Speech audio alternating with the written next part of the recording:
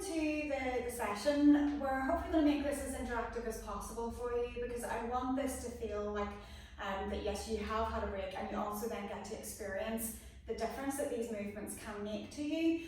And it's not going to be a case of, obviously we're doing about an hour, you're not going to be able to do this throughout your day, but you're going to be able to take little snippets of it that feel useful to you in some way, and add those into your day at different points. So your normal breaks, if you like, over the course of an hour, you can take a few minutes every 20 minutes, maybe to pick one of the movements, to do it wherever you, if you feel a bit of strain or a bit of a niggle somewhere, or if your body's just letting you know you need to move, then yeah, you perform a couple of movements and then carry on.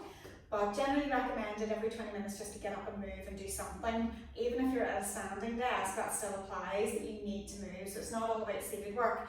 A lot of what we're doing, I'm going to demo it in seated. There will be standing options, and in the links that you will be sent as such from this session, there will be links to those as well, so that you'll have a little bit more as well from a standing point of view. But from today, most of it will be seated. There will be points we will come into standing, because I want this to feel like you can do it hopefully in the workplace. Easier when you're working from home, that you will be able to do the exercises then. But certainly if you're in the workplace, it would still be good that you try to implement these every 20 minutes to pick and choose what feels useful to you. But over the course of a day, it's good to have made your way through all of these, just to get a sense of how all of the body is feeling. So initially, I just want to put across to you that the reason why we do this is because, for example, if you're in seated posture for most of the day, and I know this isn't exactly the same as what your work desks are going to be like, but depending on what you're sitting on at home, so there can be bad postures that creep in, all the usual sorts of things that you might be experiencing, different postures through the day. Maybe you're wrapping legs around, you're sitting in all sorts of shapes, doing whatever. And it's all of this, your body is telling you that you need to move, but you also need to make sure that you're getting out of these angles. So we have this closed hip angle, and we have a closed knee angle, and we have compression through all of the big leg muscles and the glutes. And very often, because of that, these muscles switch off underneath. They don't work as effectively, which is why it's good to be up and standing at times. But again, you could be in standing postures, and you could be still slumped. You can have a sway back posture. You might be standing hanging out on one hip for a while. So all of these things over time, I get into habits, I stand like this, and like my back is arched and things, and I realise, oh no, that's really not good. So your body will want to move whether you're seated or standing, and it's good to do that. So what we're going to target with the movements that I've got is, first of all, from a breathing point of view, that when you're sitting in postures, if I'm slumped in any shape or form, the breathing isn't as effective. So we want to address that, and then we want to open everything out. So if we're used to sitting on desks and we're working computers and posture isn't going to be good for 24/7, then we want to make sure we're opening those areas out to give you tools to be able to open out those areas, but also then we are going to do a couple of strengthening movements as well to help lift the posture. So from a Pilates perspective, a lot of this will cross over in terms of just stretching, basic stretching, as well as like a crossover with yoga, a crossover with a number of different things. So yeah, bear with me. When we're going through it, please just join in so that you can experience hopefully what this will feel for you. But I want you to get, first of all, just sitting in your chair, and I want you to get that sense that wherever you are, no matter what posture you're sitting in, that it feels like a typical posture to you, that it feels like, yeah, this is normally where I kind of end up. And the breathing test that we're going to do is going to let you know just exactly whether you're breathing as we would like you to. So I want you to place one hand onto your chest and one hand just around the belly button. So no matter what position that you're sitting in, okay, whether you've got good posture, whether you've not, wherever you are, I want you just to take a few deep breaths for me. So whether that's breathing in through your nose and out through your nose. And I want you just to get a sense of just how deep the breath is. But also, do you feel movement into your hand? Do you feel movement down into the top hand or the bottom hand rather? Or do you feel that there's a bit of movement in both? And which one feels like it's the most significant? And which one moves first? So hopefully after a few breaths there, you've got a sense of how your hands are moving and how the breath feels. And let you know that when we're breathing, it's just like you're filling a bottle of water. We're filling the air full of, the lungs full of air. So when you're breathing in, if we were filling a bottle, all the water has to go to the bottom first. So when we breathe in, all of the air has to go to the bottom first. So the right answer, if you like, from that breathing test is that the first hand to move should be the belly hand, and then eventually the deeper the breath, then the chest hand will move. But if you notice that you were breathing and the first hand that moved was the top hand, then we would call it an upper chest breathing pattern. And it just means that instead of the diaphragm, which is a dome-shaped muscle which lives inside here, when you breathe in, it flattens, and when it flattens, it pushes all of the abdominal contents outwards, and that's why the belly moves out when you breathe in. Then whenever you breathe out, the air leaves, the diaphragm goes back into that dome, and everything can draw back in. If you're just breathing with the chest primarily, all your neck and shoulder muscles are trying to lift your rib cage. That is part of their purpose, but it's not the main purpose. The diaphragm is the main breathing muscle, so if we don't use it, you're asking all the little brothers to help out. And in which case, after a while, they will get tired and achy and sore. So we want the diaphragm to do most of the work. So what I want you to do, if you notice that you were an upper chest breather, we're going to get you to try to sit up in a taller posture. So I want you to imagine that when you're in sitting, you can feel your two sit bones. If your chair is pretty cushioned, you might not feel them as well, but you should get a sense of the two bones at the bottom of the pelvis that you're there. And I want you to imagine a piece of string above your spine, not from the front of the head, but from the top of the spine that's pulling you upwards. So I don't want you to lift tall and then all of a sudden the chest pops out and the head lifts. I want you to get a sense that you feel like you're tall from here, your chin is on the horizon, so you feel like you're lifted. I now want you to repeat the breathing test again. So again, take a few deep breaths. And whether eyes are open or eyes closed when you do this doesn't matter, whatever helps you to feel what's going on in your body. And I want you to get a sense of whether you feel that the breath is deeper, fuller. And I want you to also get a sense then which hand moves more first. Is it the belly hand? Is it the chest hand? So again, after a few breaths, you maybe are starting to pick up on, maybe just from a slight posture, that's where you were versus where you are now, then you may notice that it's a deeper breath because you don't have the same pressure from the rib cage restricting where all of the abdominal contents can move to when the diaphragm is trying to contract. So we want to try to hopefully keep it nice and tall to give it plenty of room to work. So maybe you've had a switch, maybe you've started to breathe into the bottom hand, but even if you haven't, this is where you're going to get the fuller breath, and I'm hoping that you maybe feel it different. If there was a big difference between your two positions, then you hopefully feel a fuller breath. There's a number of things that we're going to go through may help to change if you're an upper chest breather to a belly breather, but otherwise exercises of just breathing, maybe at any point in your day, every 20 minutes again you've got options. So maybe you do this breathing test and you use your hand as a tactile cue, that if you press in a little bit, when you take your breath in, it's like you're trying to use the breath to feed in to push out the hand. And that way then hopefully it gives you a sense of whether we can have this activation of the diaphragm as opposed to just being in the chest. So that might be one of the things that you do every 20 minutes. That breath pattern, trying to see can we get that focus down here. And it's like anything, the more you practice it, the better you get at it. If you practice breathing here because you don't know what's happening, you're going to get better at it, so we want to try to shift that focus down to here.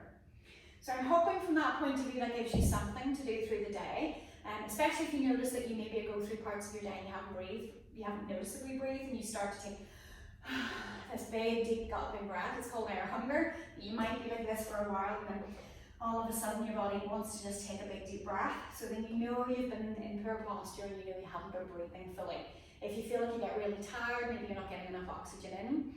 And from the point of view of working into the stretches next, if you're not breathing fully throughout the day, your body cannot help its own self to release the contractions that muscles are making, because we need oxygen as part of that process. So the more oxygen you have, the better, okay? So that's the first part in terms of our posture. We're now going to just run through a series of stretches. Now as we run through these again, I want you to try to go with me. I'm not going to hold them for the full length of time, but generally speaking, if I was going to hold a stretch, so say for example, if I was going to stretch my neck, I'm drawing my chin to my chest, and I can feel the stretch up through the back of my neck, and as I'm holding it there, I'm just trying to again breathe and relax into it. And as I'm relaxing into it, I might start to notice after a period of time that my neck starts to feel a little bit more adjusted to that. It feels like it's a lot easier. Whether you want to quantify that with a number, sometimes it's a good suggestion to work with numbers so that whether low, medium, high, or pick a number out of 10. But if I felt that that stretch sensation was up to about a 6 out of 10 in terms of how much I could stretch it, and I breathe and I hold it and I wait, then certainly from there I might feel that that number drops. It might go from medium to low, it might go from a 6 to a 5, it might go from a 6 to a 3, depending how long you hold it. But it's trying to get that sense of, do I get a release? And that's what we're waiting for in a stretch. So if we want to maintain the body where it is at the moment, then we hold it for that first release. If I wanted to work, so the likes of these areas here, which you're not going to be switching on very well, the hip flexors are shortened and the hamstrings are shortened, these two areas I would maybe want to spend longer on. If I'm slouching here, I might want to spend longer on the chest. So I would hold it until I get that ease in the stretch. Then I might try to take the stretch a little bit deeper, for example, to bring the number back up to about a 5 or 6 out of 10. When I've held that, again breathing, relaxing, if that eases, I could go further a third time. And then again, you're holding and waiting for it to ease. And that's a general format. So roughly the first release is a maintenance style stretch, and about 3 releases within that held stretch may take you a little bit further and start to free up any tighter positions that you've got locked into. So that's the format, but we're just going to go through the positions and maybe hold them for around about 10 seconds. And you might even get a sense that within that 10 seconds you actually do get a release. Okay, so I want you to focus as we do the stretches on breathing and relaxing to find that release. So the first stretch, hopefully you've done that with me, of chin to chest. We always have options to bring something a little bit further. So if you've done chin to chest and you feel you want to go a little bit further but not cranking the neck, we're moving the head up and over. So I could use both hands, attaching my fingers, just gripping onto the base of my skull. And it's like I'm trying to lift it up a little bit. And that might just help to draw me a little bit more into a stretch, especially if you weren't really feeling it. But that way, hopefully bringing it up to about a 6 out of 10. Breathing. Trying almost to relax the areas of the body that are not needed. So maybe you were holding the legs tension, try to relax them. Relaxing through the neck as best you can. And then that slow release. So you can release the hands and then slowly rebuild the head. Now as we draw, we're going to take the next movement, which we're going to just draw ear to shoulder. And as we take the ear to shoulder, you're holding just that general, again, sense of that stretch hopefully at the side of the neck. But it's like you're trying to lift up and over, not trying to crank down. Breathing and relaxing. When we draw out, we're always trying to mimic this tall posture. It's as if something's lifting us back up. And then taking the ear to the other side. And you're maybe doing a compare and contrast, noticing whether one side feels tighter than the other, especially if you have any current issues ongoing. Breathing and relaxing. Again, as we draw out, that lift, drawing the head up, coming back into a taller posture. So we're then going to take it from there, just rotation. So turning the head over one shoulder, noticing whether do your shoulders pull forward with you, or can you keep them long, wide and open. And then again, holding it there. Maybe that first release you get within the 10 seconds or so, and then taking it to the other side. So again, as we take it over, I should mention that any of these positions that we get into, if they feel sore, then you don't want to push into pain. If I was able to turn my head maybe to 45 degrees, but if I went further it was sore, I only go to 45. I breathe and relax, and then I maybe adopt that strategy of, oh, can I move a little bit further, and it's now not sore. And then again, breathe and relax and maybe go a little bit further. So you don't have to be a bull in a china shop with stretches. You want to go nice and soft, feel a little challenge, and then release. And can you go further if need be, but don't push through pain. Okay, so we're going to take a little bit of mobility. So we're dropping the chin to the chest. I'm going to get you to rotate your head over to one side.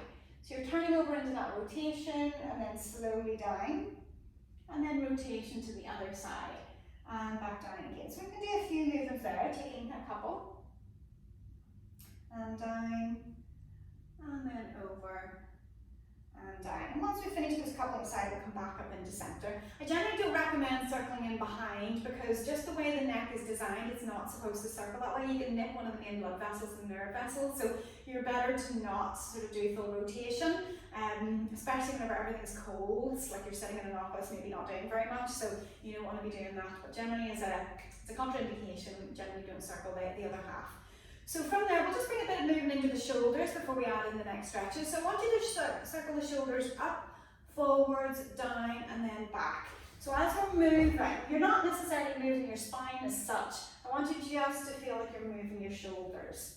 So up, forwards, down, and back. And you could take maybe about 5 of those, and then we change direction.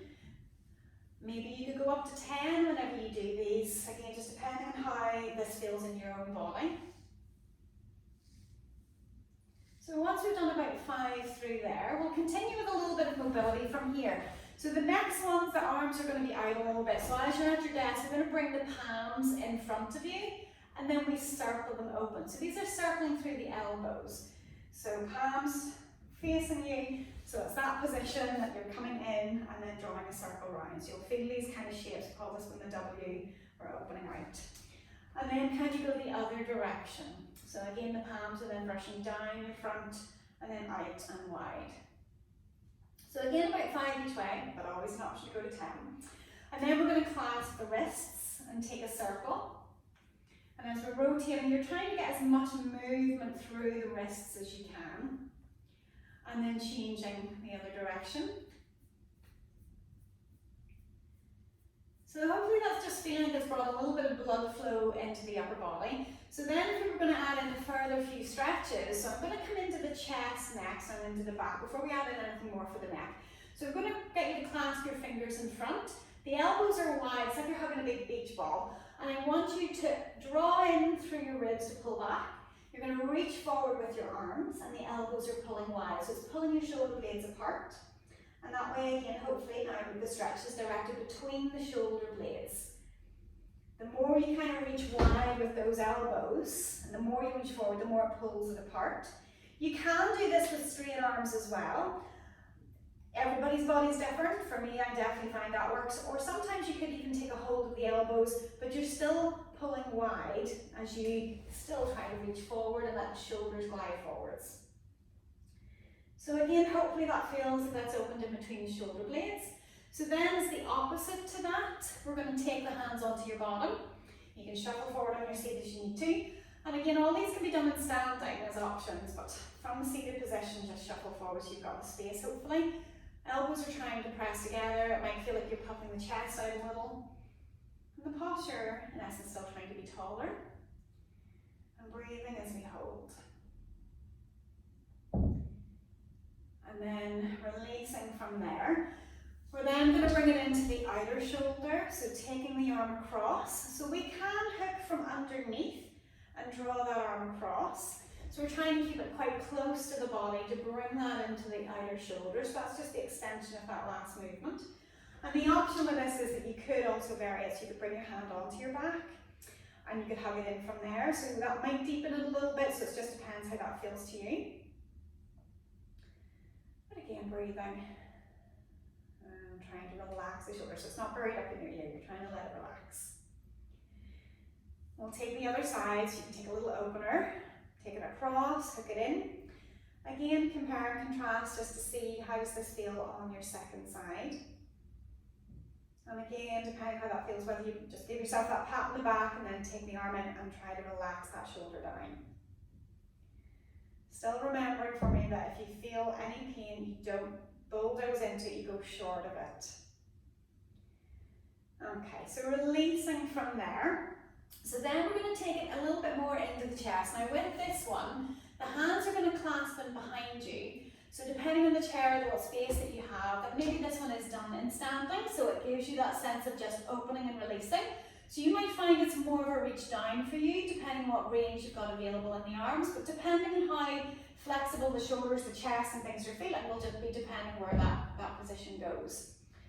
But there's a lift in through the chest in the posture, and there is a little bit of effort with the back of the arms on this one.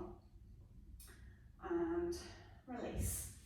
So from there, then we're going to take it into a tricep stretch for the back of the arm.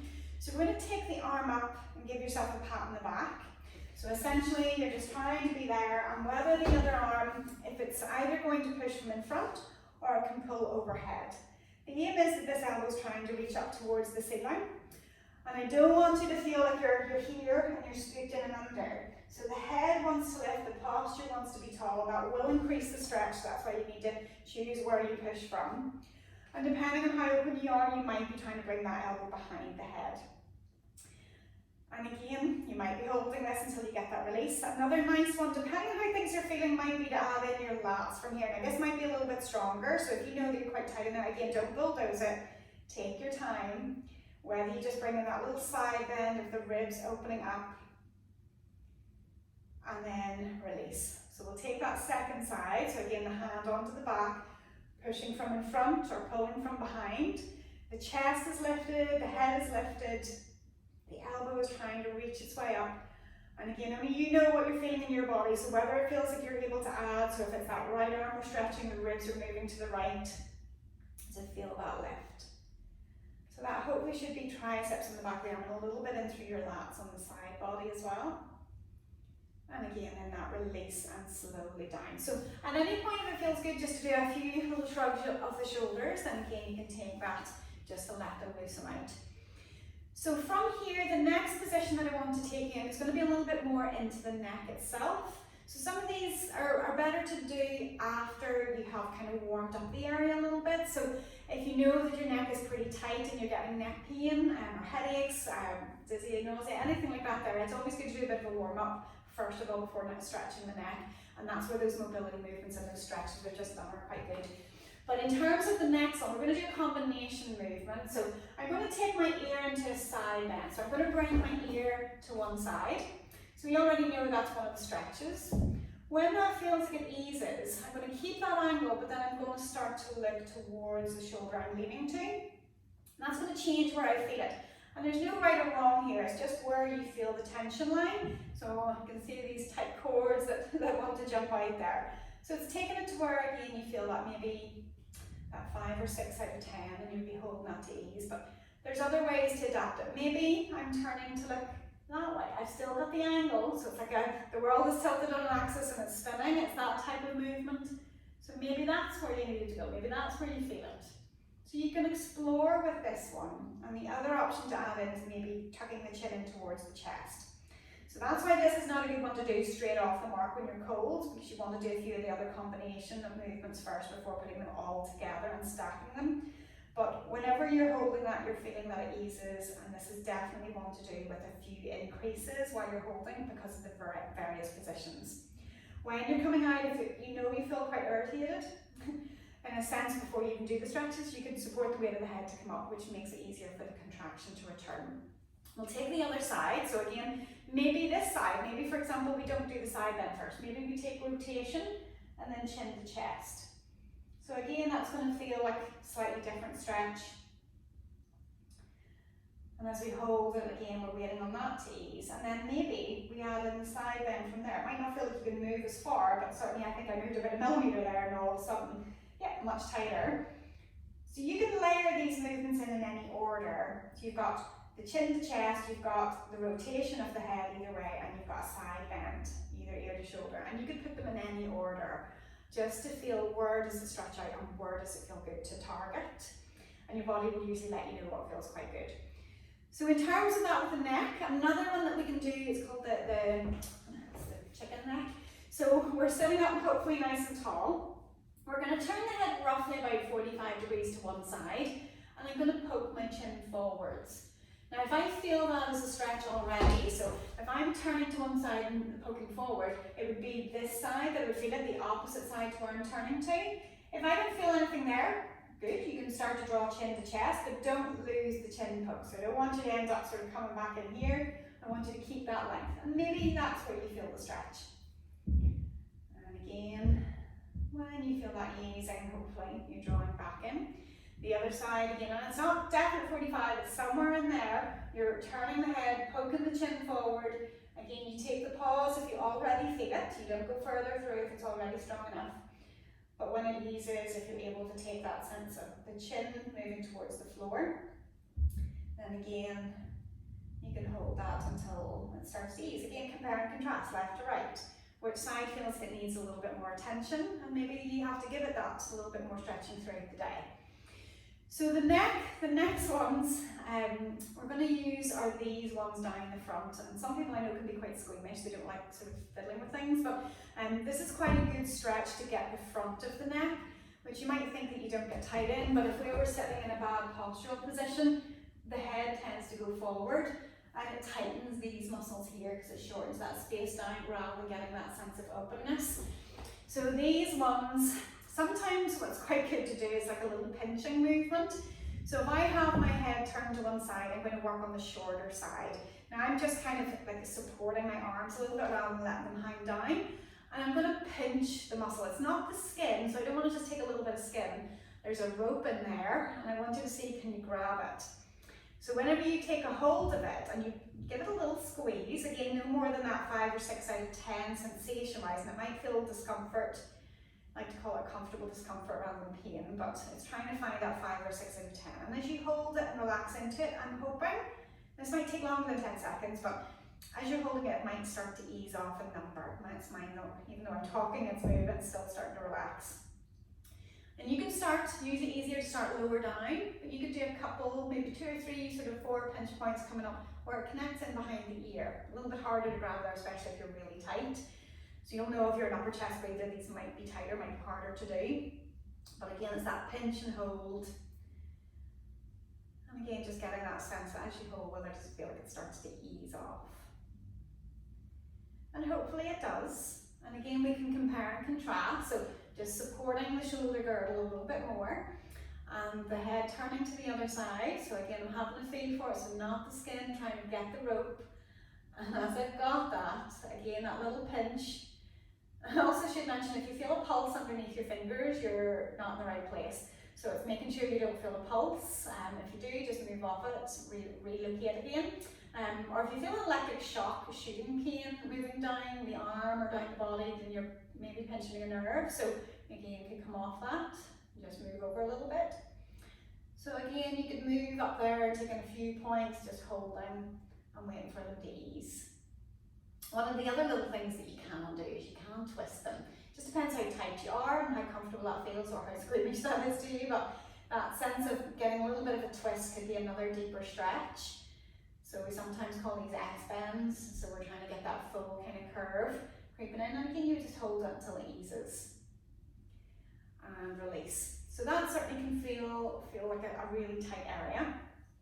Another stretch that we can do is, depending whether if you're okay with putting pressure at the front of the throat. If you're not, you can leave this one out, but if you feel okay with it, literally between my finger and the thumb, I'm just going to be putting a little pinch on the skin, and then I'm going to pull it down, and I'm just going to reinforce that with my other hand. So it's like I'm trying to pull the skin down over the collarbone. So as I pinch that down, it should feel like it tightens the skin on both sides. So it's pulling down the side of the neck. I can feel almost pulling down my ears. And then I might try to move my chin up a little bit. The reason why I'm suggesting this to stretch the front of the throat is if I was to try to stretch the front of my throat and I have to go up to here, it's not a comfortable position for the back of the neck, especially if you're tight. So this tries to restrict how much extension you need to go into. So from there, if it feels like you've got more movement, you could start with the chin down, put that little clamp on the skin, pulling down towards the collarbone, and then moving up. And again, it should feel like it's up both sides, hopefully. You can emphasize a little bit one side. So if you're turning the head a little bit again, and hopefully again you're feeling that might come into the back of the jaw or into the ear. And then maybe into the other side. And again, just compare and contrast. Where is it that you need your workload? And certainly if you get a chance to watch this through fully again, you could keep a note beside you and make a note of all the different areas that you have to concentrate on, differences between left and right. And that way then you could make something a bit more specific to yourself, or you just generally can work through things over the course of the day. So with that, we've done a lot of the neck muscles, we've done a lot of the sort of warm up through the arms. The other one for the biceps, and this will depend on how this feels. Certainly you could use the desk for this one, but If your shoulders are pretty flexible, you could take a hold of the chair behind you, depending on the height of the chair. If it's really high, that's going to feel maybe quite strong to do.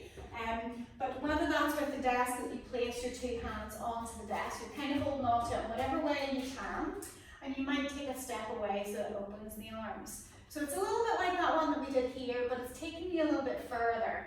And if, for example, if I wanted to deepen that a little bit more, then I could just start to take my legs into a little bit of a lunge stance so it opens the arms more. And the more I can bring it into that position, then the more it's going to give me a stretch in through the front. So this one is quite good if you have something to hold on to. If you've got, say if you're at home and you've got the sofa, you can sit on the sofa and your hands could be like that wide apart on the level of the sofa, and that might be, you know, stretching a little bit more into the front of the shoulders. So it gets a little bit of the biceps. So the next one, we'll take it down into forearms. So I want you just to bring the hands into a prayer position, and then draw down with the heels of the hands. Now as you do that, the heels of the hands might come apart. That's okay, as long as you feel the stretch up through that underside. Shoulders are not buried into your ears, sometimes that can happen here. So keep the shoulders, the elbows long and low. The wrists are lowering. And then again, you're holding that until you get the ease. But the other alternative is we can twist the fingers to the floor. And then we can draw up again. Shoulders might want to lift up. We want to keep them relaxed and down as the heels of the hands are lifting. But again, you're going to feel that into the forearm. You might even feel it depending how tight you are into the palms of the hands. And release. And then from there, with all of the fingers together, it's as if I'm going to try to push all of my knuckles together. So I'm stretching out through the fingers. So the lower we go, the more it's going to be forearms, so you don't have to go too low with this. But it might stretch out the fingers if you are pretty tight, especially if you get into habits where you're resting the forearm or the wrist onto the desk. We want to make sure we have that couple of inches gap so we can get the blood to flow in there rather than being too compressed. We can also do the web space between finger and thumb. So it's as if I'm going to try to press those together to narrow that down. I can still keep that in with the fingers going, so it stretches all of the palms of the hands. So if you're doing a lot of keyboard work or maybe a lot of writing or typing, anything, you could get quite tight in there. And again, that release. Give them a bit of a shake out. So hopefully that's a lot of the upper body done from there. The next ones we're coming down to then are going to be more for this midsection. So the first one that I wanted to do here is going to be an extension of the chin to the chest. So when we draw the chin to the chest, we're going to then allow the ribs to draw in. So it's like I'm coming into a postural position, but there's intention here. My ribs are moving in and upwards as I roll over, essentially with the upper body. So that might deepen a stretch into the mid-back. If it feels nervy in any way, or if it feels like it's sending a tightness or pain down into the lower back of the glutes, you can lift the head up a little bit and just use the upper back curve. But as we rebuild, I want you to imagine that you're going to rebuild your spine one bone at a time, resetting yourself up into that tall posture, pulling from that top point of the spine. So again, you could take this as a hold, you could take this as a few different movements because it's quite a good postural rebuilding exercise. That it's almost like you're lifting and building up. And remember, if it feels nervy, I don't want to challenge your sciatic nerve, so I want to make sure if it feels nervy that you might have to lift your chin and then still rebuild and draw in. So you can take even about 5 of those, just like we were doing on the circles. The next movement that we would do is called a nerve floss. I'm just going to give myself a little bit more room. Now we haven't stretched out our hamstrings, but this gives them a good indication as to whether the hamstrings are tight as well. So I'm going to essentially nerve floss my sciatic nerve with this. So when I straighten one leg, doesn't matter if it doesn't go fully straight, you might feel a natural tightness coming in there. But I'm in my tall posture, I'm straightening the leg and then I'm trying to pull the toes towards my shin. So you might get a stretch already up through the leg. And then release. And then the other side, compare and contrast, where does it go to? And then release. And then I'm going to do the chin to chest, the ribs drawn in. But I'm going to take it one step further, and I'm going to let my pelvis slump. Then I'm going to rebuild the pelvis. I'm lifting my ribs up, I'm lifting the head up, and then I'm going to come back into one leg, pulling the toes back, and then the other leg. So this is a suggestion to do both sides at the same time. You could do 5 on one side and 5 on the other, but it's using this roll And again, I'll mention, if you feel anything nervy, you don't bulldoze into it, you go short of it. And this applies to here as well. When we're flossing, if you feel something nervy, you don't want to push into it, because nerves don't like to be stretched if they're irritated. So it's making sure that it's called nerve flossing, so imagine I'm flossing this top part of the nerve, and then I'm lengthening it, and then I'm going to lengthen the bottom part of the sciatic nerve, just one at a time. Okay, we'll do one last one there, so that hopefully this is loosening up the back, it's realigning the posture, but it's also awakening what's going on in the back of the legs. Okay, so from there then we're going to take it into a side stretch. So you're still sitting on your chair, and I want you to imagine that you're going to bring that little slump in, so the neck and the ribs are drawing in, and one hand is in between the leg and one hand is on the outside. So as you roll it forwards, you might start to notice that as you do this, that you start to feel a stretch a little bit more on one side of your back. So if I'm going to my left side, so my right hand's in between my legs, my left hand is on the outside of my left thigh. If I was to reach a little bit more with my left hand, I'm going to feel that pulling into the right side of my back. And then I want to rebuild after I've taken those 10 seconds or longer as you're going into the stretch.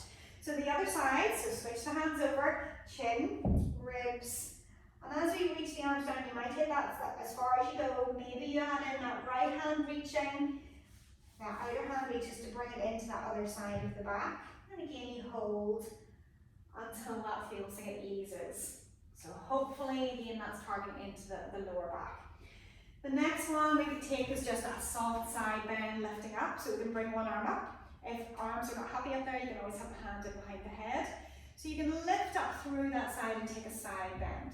And as you're sitting in your chair doing this, I want you to imagine that you're not kind of collapsing out to the side. You're trying to lift and move over. So whether that's the arm is extended or not, and release, and then again that lifting up and over. So I don't want to change my lower half. I'm trying to lift up and over, pull it up from the rib cage, and again options with the hand. And then release. The next one is a rotation. So with this one, I want you, if you can, sit with the legs crossed, but if that doesn't feel comfortable, that's okay. And you can still keep the legs where they are. But if you're able to sit, so it'll be the right leg on top of the left, then I'm going to use my chair. So you might need to be sitting right forward on the chair because the backrest might get in the way. So you'll be right sitting up to the close edge, front edge. You can take one hand across. The other hand is going behind so that it takes a hold of some part of the chair that feels comfortable. And you're going to use your arms to kind of use as a pulling lever, and you're rotating your rib cage. So you don't have to rotate your head. You could stay looking forwards, rotate the ribs, or you can let the head just nose above chest bone, so it's just turning with the rest of your spine rather than cranking the neck around further. What's good with this one is it's good to take a few deep breaths here, because it's going to open and expand the rib cage, where there's a lot of other muscles involved in breathing which also connect with rotation on the ribs and the spine. So it's good to have a few deep breaths and feel that opening. But I also want you to notice what angle is your chest at. So if you could kind of approximate that from a straight line, what angle are you getting to? When we take it to the other side, again, either the legs crossed or not, taking it over. And as we take it over, again, you're noticing, is my head turning for me? Can I keep my nose above my chest bone or maybe forwards? And do I notice what angle that my ribs are allowing me to turn through? Am I getting further? And very often it's good to do, again, those few deep breaths. And if it feels like you need to have extra, you want to find balance between the two sides. So a little bit of extra workload might be that you repeat the tighter side twice. So wherever you don't get turning as far to, you would repeat that a second time. So we've done our side bending of the spine, we've done our flexion, we've done a little bit of extension in a sense, and we've done our rotation. So another movement is cage pose.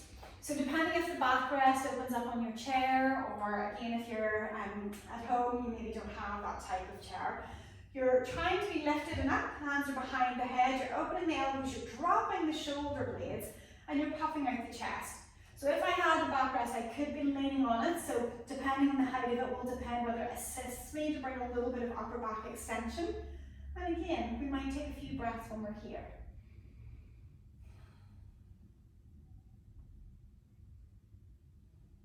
And then slowly releasing, kind of drawing in, supporting, draw the arms down to draw back in.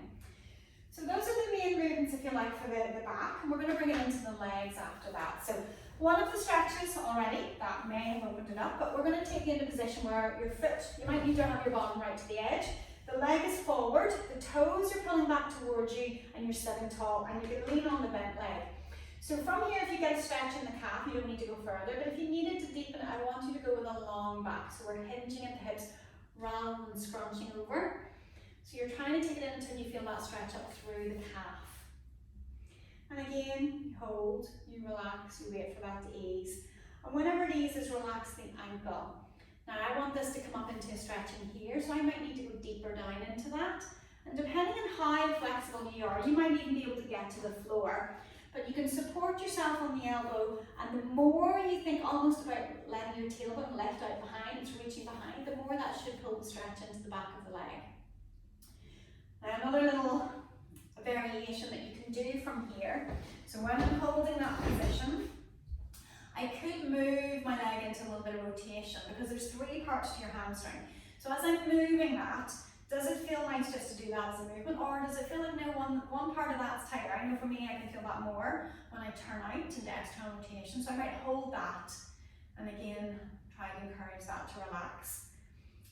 But again, you can find what feels like it's more appropriate to you, and then back up. So other side, again, could be a compare and contrast, toes pulling up towards you, getting that sense of how tight you feel up through the calf. Getting that sense of whether that feels like it eases again, and then when you relax it, can you deepen in? So bringing that stretch into the hamstring again, that long back, and maybe again those movements of internal and external rotation through the foot to see, does that change it? Does it mean that it's going to feel like it's more effective for you where specifically you're tight? And release. We're going to bring it into the glutes next, so we're going to take a figure of 4. So as the foot comes across, I want you to pull your toes to your shins, because otherwise in this position you can end up pulling the foot into all shapes. So I want you to have the toe pulled in. It's nicer for the knee. So I don't want you to feel like I'm going to crank that knee down. I don't want you to force it. I want you to sit tall again, and you're trying to relax and encourage that knee out to the side.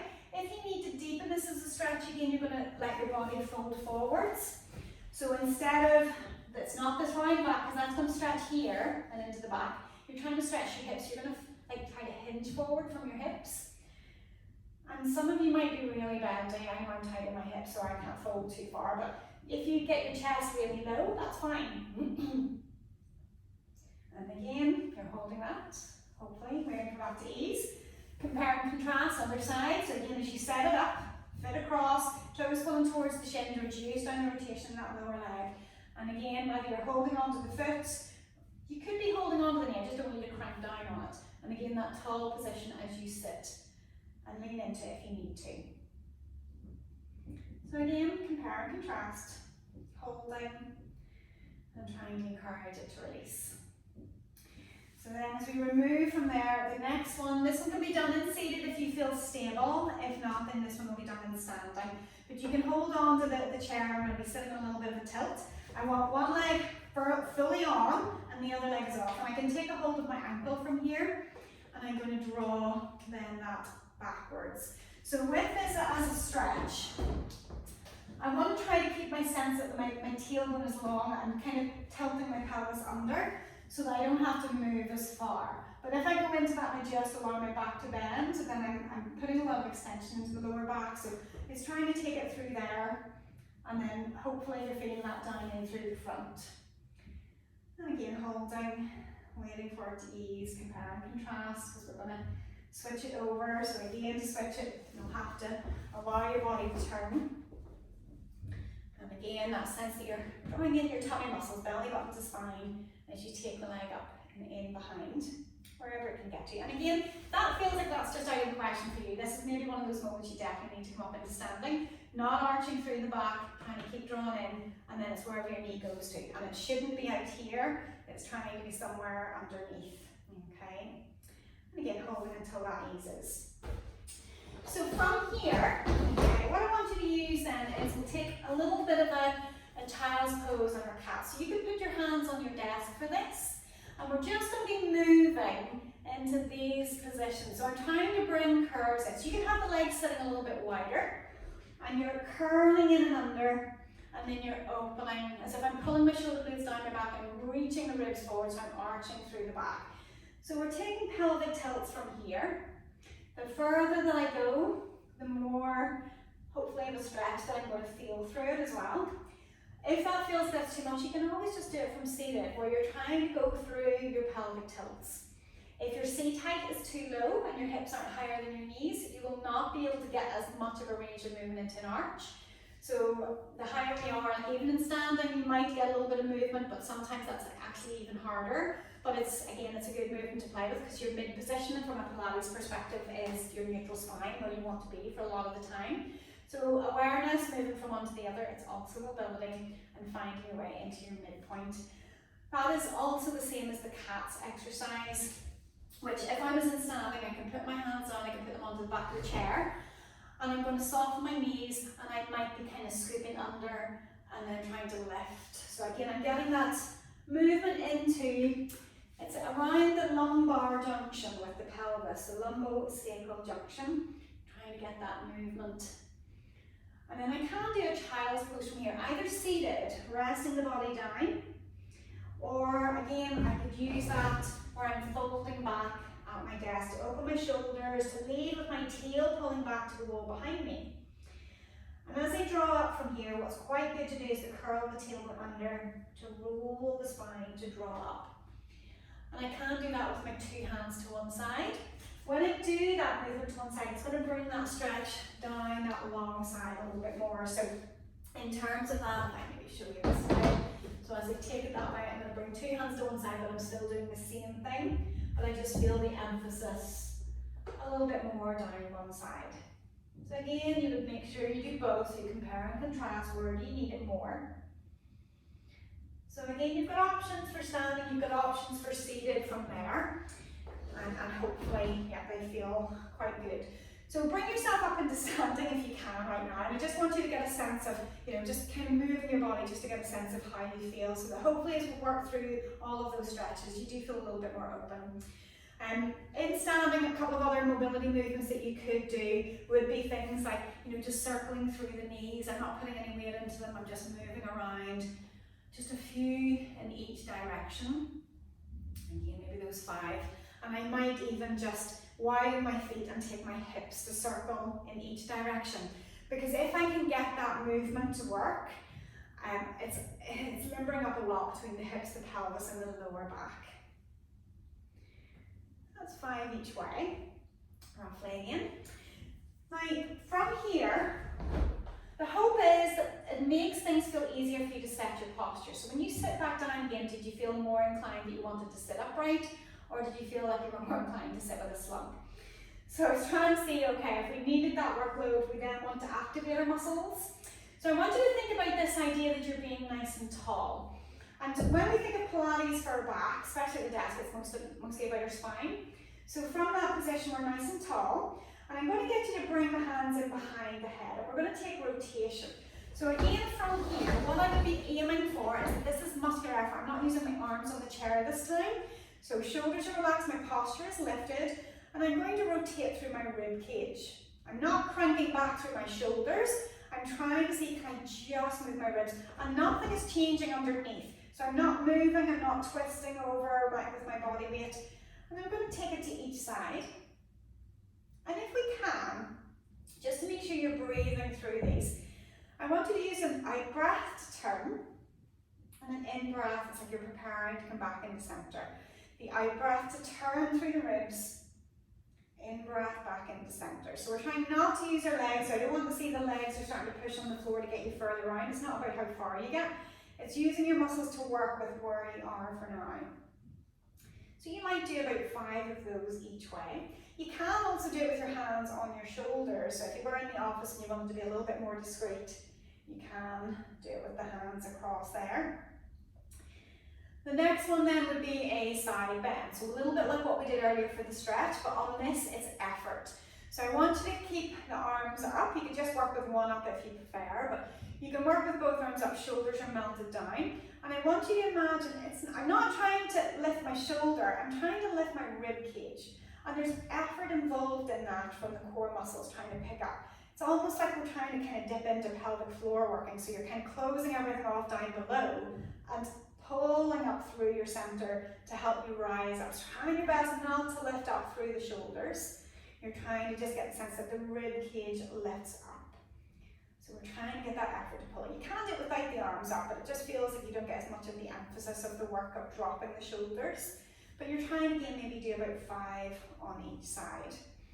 And then from there, hopefully you can feel that there's been a lifting workload through that.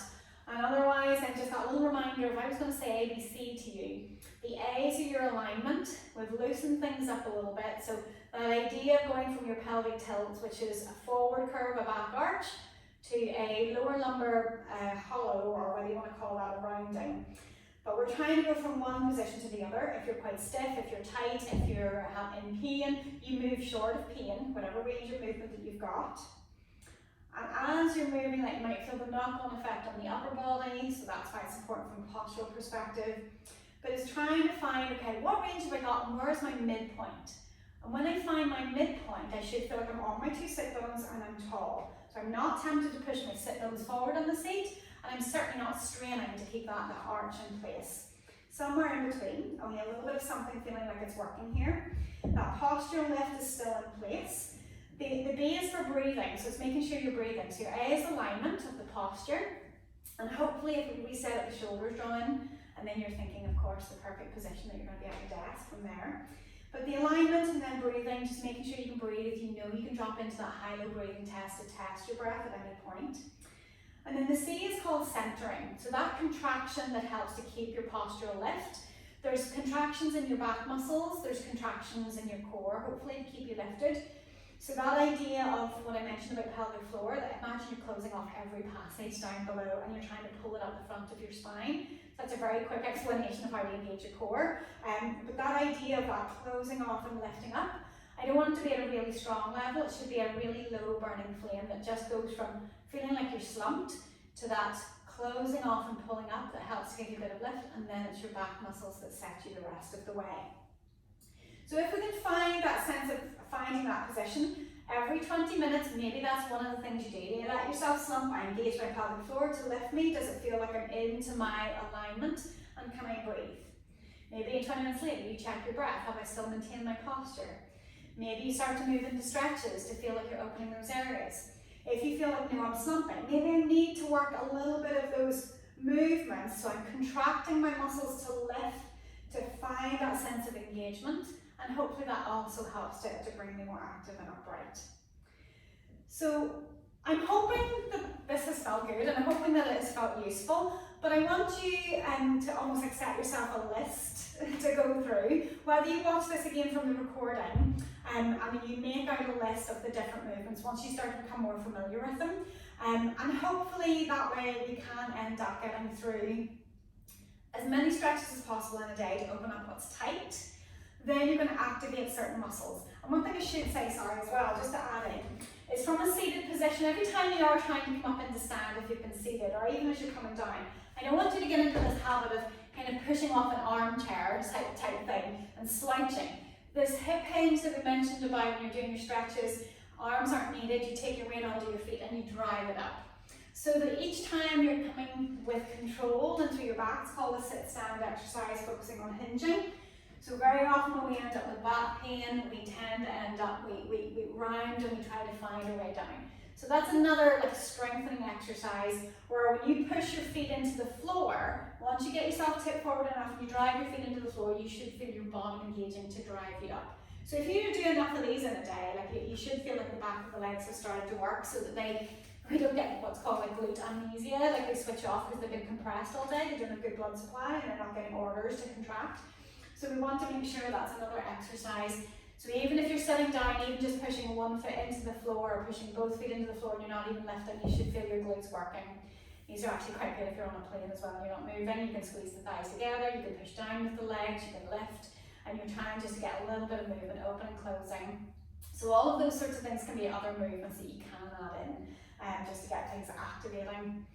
But I'm hoping there's a lot of food for thought there in terms of those exercises. As I said, there will be links that will be sent out to you from this session, so you can use those to supplement, but it's good to make yourself your own little kind of workout plan based on what the differences are between your rights and lefts, where you're tighter front to back of the body, and that way then you can focus on those to try to work through if there's a particular issue. But otherwise, over the course of the day, over the course of your week, I would implore you to try to do as many of these as you can. Every 20 minutes doing something, maybe picking one thing, so that you just start to open up the body and just get some movement in there. Whether you're seated, whether you're standing, it still applies. Open up what's tight, strengthen what's being switched off, and work on the postural perspective, all with breath as the underlying element to hopefully improve how you feel through your day, but also your levels of concentration and how you feel by the end of your day as well. So I'm hoping that you've enjoyed this session and that you felt that it's been useful.